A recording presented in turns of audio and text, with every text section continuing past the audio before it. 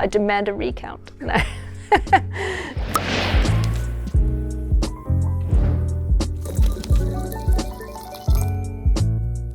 My name's Megan Herbert and I am a cartoonist and a writer and an illustrator. So much of political cartooning happens when you're not sitting at a desk. It's the way that your brain works and connects bits of information to create a picture and put words to that. There's no drawing that happens at the beginning. It's all notes that are written by hand, just little thoughts that come to me or very key phrases that have popped up in the news or a particular thing a person has said in the news. Plays on words, if they come to me, they all go into the written notebook. So eventually all those things distill and percolate and they're sharpened into focus, getting closer to deadline day. I will take a good look at what my colleagues are doing that week so that we're not all repeating the same story. There's so much going on at any given time that you really can choose a different topic. I will draw as close to deadline as I can, and the reason I do that is because things keep changing. And then your cartoon won't go out till the next day at the earliest. So even if it changes overnight, you have to make sure that what you've said could still be relevant. Some topics are easier than others. The cartoon comes with a ready-made visual gag or a line that somebody's delivered that is a gift, and other times you've got to work a little harder. There are some colleagues at my publication I've never met in person.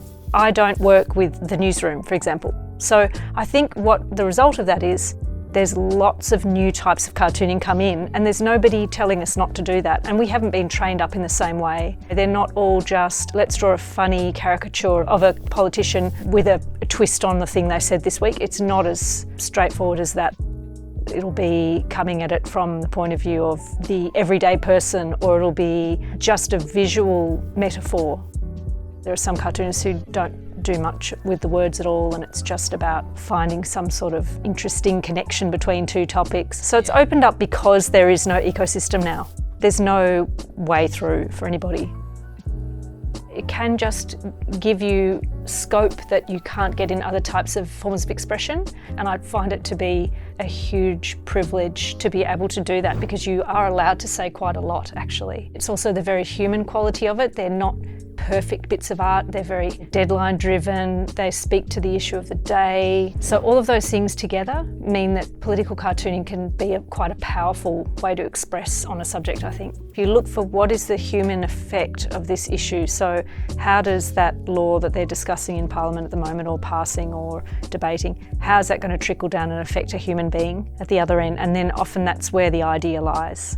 I drew this on a train, and this was the countryside that was sweeping past, and I got a bit arty. There were two stories that collided, and this is always fun when this happens, and you can work out a way to connect them. Victoria was lashed by these huge storms, and all of our quite old infrastructure fell down in the storms, and we had massive blackouts for days and days and days. And at the same time, Barnaby Joyce had his fateful night with the pot plant on a Canberra street and fell down and couldn't get up again. And I just saw the connection there.